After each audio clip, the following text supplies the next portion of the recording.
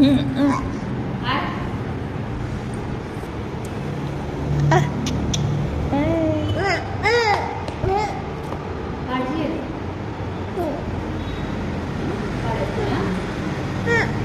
नाव म्हणजे रियांश राजकुमार मान.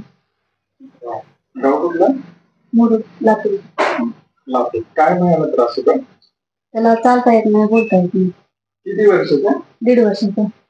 खूप कष्ट वाटतं ना? हा. चालताना बघताना 1.5 वर्ष झालं ना, असं वाटतं आपल्या पण बाळाने करायला पाहिजे. होमिओपॅथिकचा थोडंसं वाटलं ना, आयुर्वेदिक आहे फरक पडला त्यामुळे. काय मोबाईल आहे ना, मोबाईल कुठे? दादा म्हणतो. दादा आदा म्हणतो. पप्पा एखाद्या वेळेस म्हणतं, पण जास्त आदा.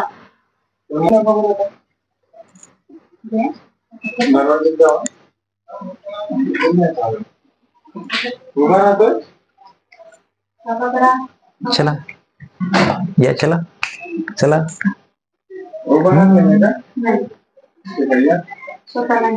चला पुढे पुढे पुढे मोबाईल. नाही, कमऱ्यामध्ये बी पण होणार.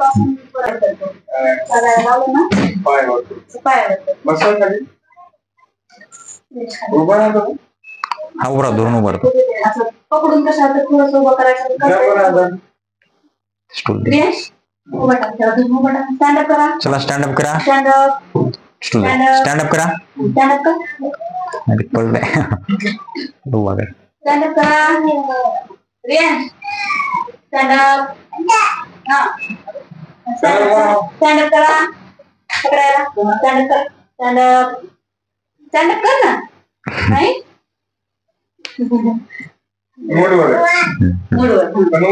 चालणं अवघड आहे. बोला बरं आता. रियांश पप्पा कुठे? पप्पा कुठे? पप्पा म्हणतो का पप्पा वगैरे? पप्पा म्हणतोस कधीतरी म्हणतो. पूर्ण वाक्य नाही बोलत. पूर्ण वाक्य बोलत नाही. पूर्ण वाक्य नाही बोललं कसं तरी वाटतं ना. हो ना, की बाळांना आपल्या 1.5 वर्ष झाले त्याने बोललं पाहिजे, पप्पा वगैरे म्हणलं पाहिजे, किंवा आई आजी. त्याला आपण बोललं समजते, पण त्याला बोलता येत नाही. हा चालायला तसं 1-2 पाऊल टाकतो आणि हे करतो. हा यायला पाहिजे, हो चालायला बोललाय यायला पाहिजे. चला या या.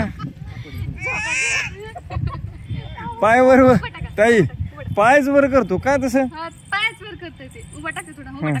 काय काय चल ना पहिलवान, चल पाय टाक.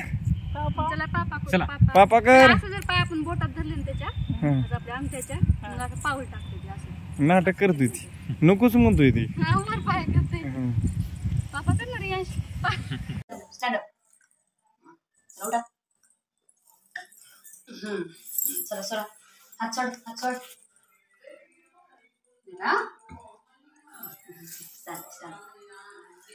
स्टँड स्टँड कर नाही मगाला करतो. परत करायचं. उठा स्टँड स्टँड उठ रे पिल्लू.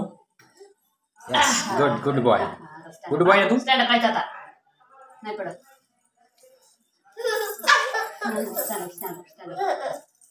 स्टँड माझ्याकडे.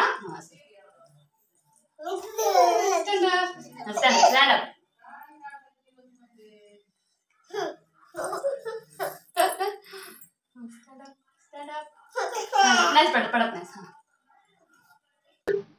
नमस्कार. नमस्कार. काय नाव तुमचं? राजकुमार वैजनाथ माळी. राहणार मुरुड तालुका, लातूर जिल्हा. मुरुड तालुका, लातूर जिल्हा. काय बाहेरचं नाव आपल्या? रियांश. काय सांगाल रियांश बद्दल?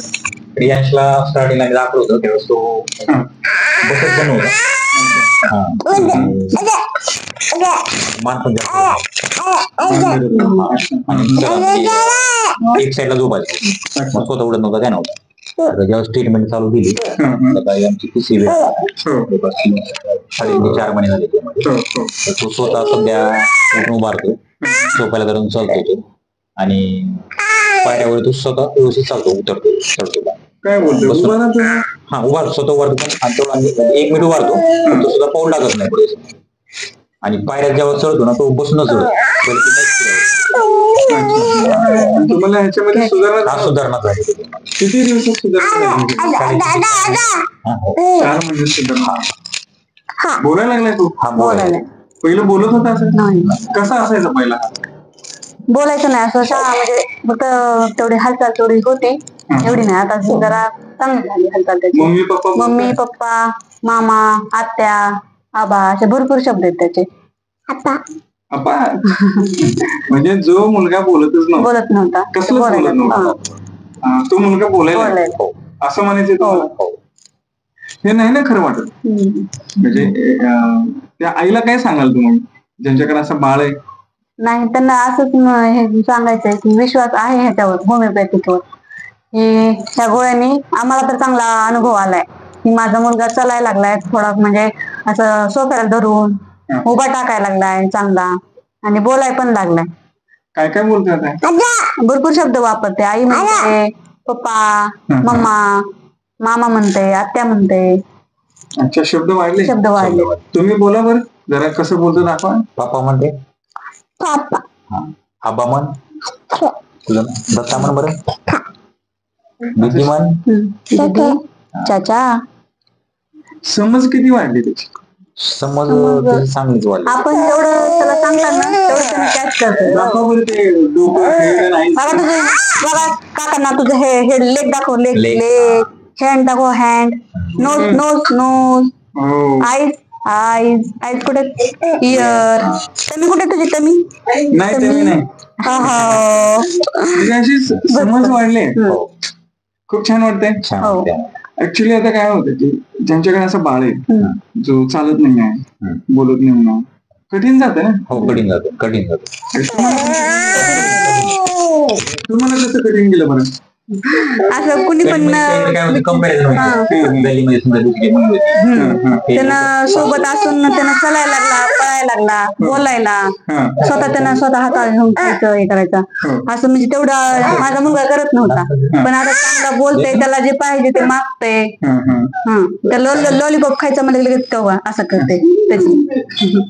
जेवायचं म्हणजे अन्न काहीच करत नव्हता. आता चांगलं त्याला समजायला लागलं. जेवायचं म्हणजे लगेच असं तोंड हलवते जेवायचे. पापा म्हणते. पाणी प्यायचं म्हणजे की पापा म्हणते. पापा प्यायचं म्हणजे की. पण ज्यावेळेस कम्पॅरिझन होतं त्यावेळेस खूप त्रास होतो ना.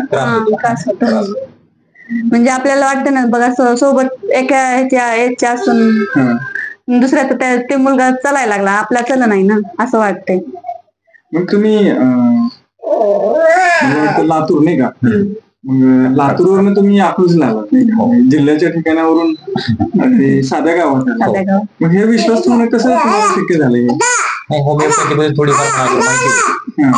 काही रिझल्ट थोडे लेट आहेत पण 100% त्याचे रिझल्ट येतात. अशीच मला माहिती डॉक्टर हो कळलं. एक डॉक्टर होते ते तुमच्याच क्षेत्रामध्ये होते. डॉक्टर सांगितले एक्सपायर झाले ते वर्षातून 2 कॅम्प घेत होते.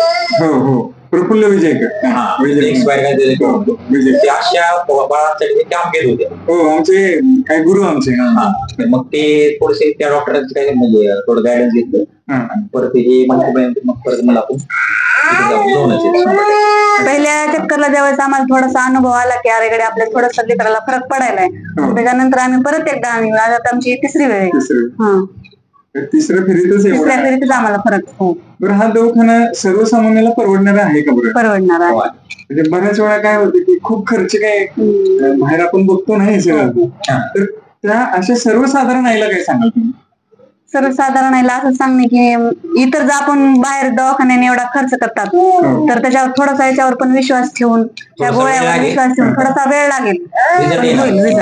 रिझल्ट आता सगळ्यात महत्वाचं तो चालायला लागला असं आता त्याच तो कसा चालतोय हे आपण बघूया.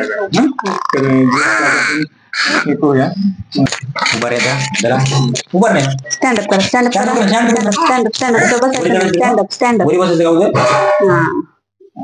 म्हणजे ह्याच्यातून आपल्याला काय सांगायचं म्हणजे त्याच्यात काय सुद्धा वगैरे बसत नव्हता आपलं बसते स्वतः बसायला चला पापा करू आपण.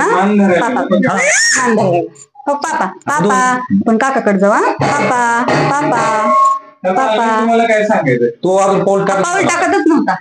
आता थोडा आता पाऊल टाकायला लागलाय, आता असं धरलं ना पाय धरायला किती जरी लांब नेलं आपण असं गल्लीमध्ये पूर्ण फिरतो तरी चालतो काय पहिले पाऊल टाकत त्याला नव्हतं. स्टँडअप करून दाखवलं. आता स्टँडअप करा, जम्प मारू दाखवली जम्प जम्प करा, जम्प जम्प जम्प. जम्प हा हा चला स्टँडअप स्टँडअप स्टँडअप. हा उठा उठा, स्टँडअप स्टँडअप. हा चला स्टँडअप. आहा चला पापा पापा. आहा आहा तुम्हाला असं म्हणायचं की सगळ्या बदल आहे. म्हणजे कशा कशामध्ये बदल आहे म्हणाले? चालण्यामध्ये, कारण तो पहिले पाऊल टाकतच नव्हता. उभा राहण्यामध्ये. आता सध्या तो कसं प्रवास झाल्यामुळे थोडंसं हे नाही, म्हणजे उभा पण राहत नव्हता. हा उभा राहत नव्हता. असं सोप्याला धरून उभा राहते त्यानं स्वतः. आता सगळं खाली वर चढतंय, खाली बसतंय, कॉटवर चढतंय, कॉटला धरून चालतंय. छान म्हणतं ना ताई. छान वाटतंय. म्हणजे आता तुम्हाला जी पहिली जी भीती शंका होती ती कशी आता? नाही आता थोडस टेन्शन म्हणजे कमी झालंय बाळाचं आमच्या, किंवा आता आम्हाला थोडा विश्वास बसलाय की आणखी नाही खेळायच्यामध्ये ते चाललंच म्हणून.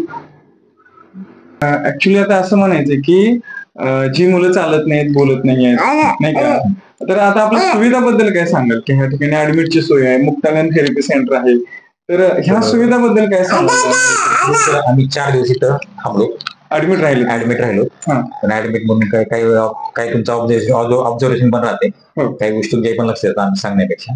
काही गोष्टी असतात की आम्हाला सांगता येत नाही, तुम्हाला माहित असतात. म्हणजे हालचालीवरून त्यासाठी आम्ही 4 दिवस पहिला ऍडमिट राहिलो.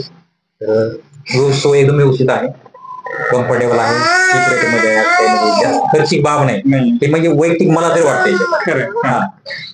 म्हणजे ऍक्च्युली हा जो काही रिझल्ट बघतोय अवघ्या 2-3 महिन्यामध्ये बाळाने मान धरलेले आहे, बरोबर ताई? अजून काय म्हणाले? मान धरले, कंबर त्याची चांगली बसली, कंबर धरली, कंबर धरली, शिवाय उभा राहायला लागला, पाऊल टाकायलाय, सोफ्याला धरून पाऊल टाकायलाय, शिवाय बोलायला लागला. म्हणजे हा जो काही तुम्ही बदल अवघ्या 3 महिन्यात घेतला तो केवळ ऍडमिट राहिल्यामुळेच घेतला असं म्हणायचं का तुम्हाला?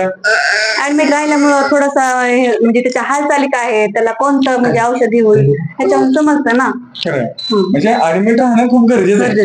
म्हणजे ज्या मुलांना लवकर रिझल्ट पाहिजे त्यांनी ऍडमिट राहणं, हो की नाही सर? म्हणजे ह्या मुलांना, मला वाटतं ह्या मुलांना जर लवकरात लवकर रिझल्ट द्यायचा असेल तर ऍडमिट राहणं हे खूप त्याच्यावरती.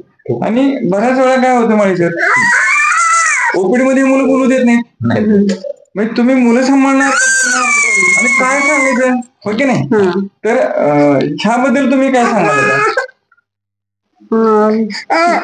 म्हणजे त्याला ठेवण्यासाठी का ऍडमिट राहणं काय गरजेचं आहे? आता काही ओपीडी काय होतं इथं समजा बोलू नाही, आता बघतोय आपण गरमी पण होईल, जास्त वेळ थांबणार नाही काही, थोडस ऍडमिट जर राहिलं तर त्याच्या वेळेनुसार समजा त्याला झोपला असेल किंवा मूड असेल तर आपल्याला जी काय ट्रीटमेंट तुम्हाला सांगता येईल त्याच्यामध्ये. खरं, खूप महत्वाचा मुद्दा आपण बघतोय की आता ओपीडी हावर्स मध्ये बोलणं कठीण आहे, कारण त्याचा सिटिंग टॉलरन्स कमी आहे, स्थिरता कमी आहे, धीरता कमी आहे, आणि आपल्याला बोलता पण येत नाही.